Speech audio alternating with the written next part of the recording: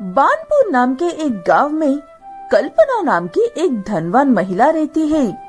कल्पना को ज्ञान की बातें सुनने और सीखने का बहुत शौक है। इसी कारण उसने अपने पास एक ज्ञानी इंसान को काम पर भी रखा था। चंद्रगुप्त जी, क्या ऐसी कोई बात है जिसके बारे में मुझे पता ना हो और आपको उसका जवाब पता ना हो? ऐसी बहुत सी बातें हैं जिनकी जानकारी हमें अभी तक नहीं है कल्पना जी। आप या मैं वही बातें जानते हैं जिन बातों का अब तक हमारा सामना हुआ है। उन दोनों की बातें सुनकर उनके यहाँ पर काम करने वाली एक महिला आकर यूं ही पूछ लेता है कि इस दुनिया में यहाँ पर पहले मुर्गी आई थी या अंडा? वो सवाल चंद्रगुप्ता और कल्पना दोनों के लिए ही अनोखा था। ये तो बहुत ही अजीब सवाल है और इस बात का जवाब आज तक किसी को पता नहीं है। चाहे ये सवाल जैसा भी हो और इसका जवाब कुछ भी हो, मुझे जानना है और आपको पता लगाना है चंद्रगुप्त जी। ठीक है कहकर चंद्रगुप्ता वहाँ से चला जाता है और लाइब्रेरी की हर किताब पढ़कर देखता है, लेकिन उसे मुर्गी या उसके अंडे के आने के बारे में कोई जवाब नहीं मिलता है। चंद्रगुप्ता कुछ दिन मुर्गियों के साथ बैठकर उन पर भी नजर रखता है। वहाँ से भी उसे कुछ भी पता नहीं चलता है। आखिर में हार मानकर कल्पना के पास जाता है। क्या बात है चंद्रगुप्त जी, चंदा के एक साधारण से सवाल का जवाब ढूंढने के लिए आपको इतने दिनों का वक्त लग गया है। उम्मीद है आप जवाब के साथ ही आए हो। मैंने लाइब्रेरी की हर किताब पढ़कर देख ली और कुछ दिन मुर्गियों के साथ बिताकर भी देख लिया, लेकिन मुझे इस बात का जवाब नहीं मिला, पहले मुर्गी आई थी या अंडा। मैं तुमसे ऐसे जवाब सुनने के लिए तो पैसे नहीं देती हूँ ना चंद्रगुप्त जी, इसलिए मुझे सही जवाब चाहिए। मुझे कुछ और वक्त चाहिए कहकर वहाँ से चला जाता है चंद्रगुप्ता, लेकिन उसे समझ में नहीं आता है कि कल्पना को मुर्गी या अंडा वाला जवाब कैसे देना चाहिए। तभी उसके पास उसका एक दोस्त आता है। मुझे लग रहा था यहाँ पर मैं ही सबसे ज्यादा परेशान हूँ, लेकिन तुम तो मुझसे भी ज्यादा परेशान लग रहे हो। क्या बात है? जैसे जैसे विज्ञान तरक्की कर रहा है, ये लोग पागल होते जा रहे हैं। दो अलग अलग जानवरों को मिलाकर नए नए प्रजाति के जानवर बन रहे हैं।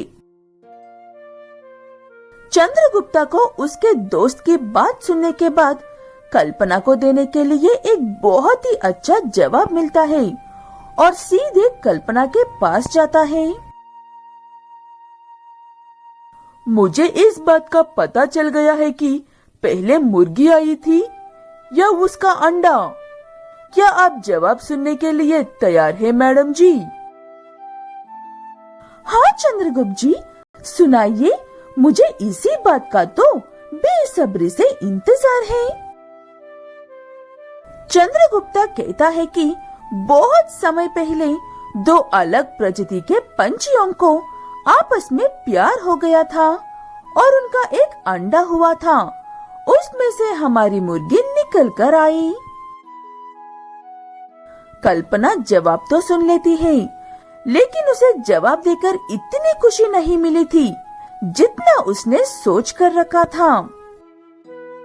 तो वो दोनों कौन सी पंछी थे चंद्रगुप्त जी?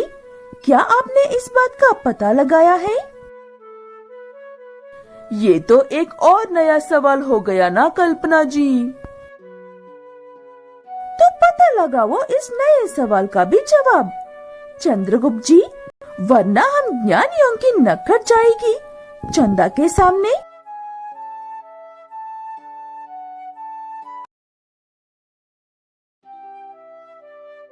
वरदानपुर नाम के एक गांव में चंद्रकांत नाम का एक व्यक्ति रहता था। चंद्रकांत एक नंबर का घटिया इंसान है। बुरे काम को करता है, लेकिन बुरे काम करने से पहले और बाद में मैं ऐसे माफी मांगता है जैसे कि ऊपर वाला उसे यूं ही माफ भी कर देता है। वहाँ से चिकन चुरा लिया और माफी भी मांग ली। मुझे और किसी बात की चिंता, आराम से खा लेता हूँ ये बढ़िया सा चिकन। ऐसे है चंद्रकांत की सोच, लेकिन उसके साथ एक दिन बहुत ही अजीब हादसा होता है। अच्छे से तैयार होकर मंदिर जा रहे चंद्रकांत को दरवाजे पर एक सांप नजर आता है। वो सांप चंद्रकांत को अंदर नहीं जाने दे रहा था। सुबह सुबह ये मेरे रास्ते में कहां से आ गया? हट जा भाई, मुझे बहुत जरूरी काम के लिए एडवांस में माफी मांगना है।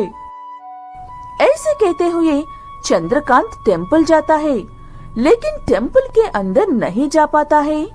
वो इसलिए क्योंकि टेम्पल के रास्ते में एक सांप था जो सिर्फ चंद्रकांत को ही अंदर जाने से रोक रहा था।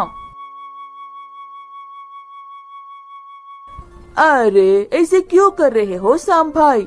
हट जाओ मेरे रास्ते से, मुझे जल्दी से अंदर जाकर वापस भी आना है।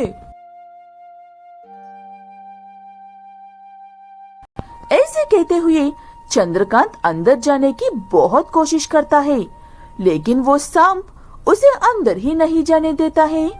इसलिए आखिर में हार मानकर चंद्रकांत वहाँ से चला ही जाता है और अगले दिन अच्छे से तैयार होकर फिर से आता है।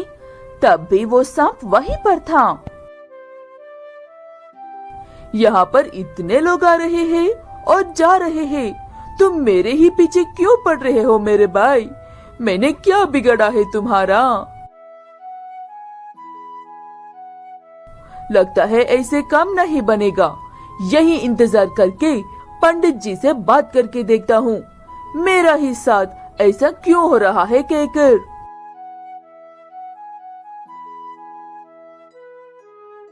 ऐसे कहते हुए काफी देर बाहर ही इंतजार करके पंडित जी बाहर आने के बाद चंद्रकांत उसके साथ जो हो रहा है वो सारी बात बताता है।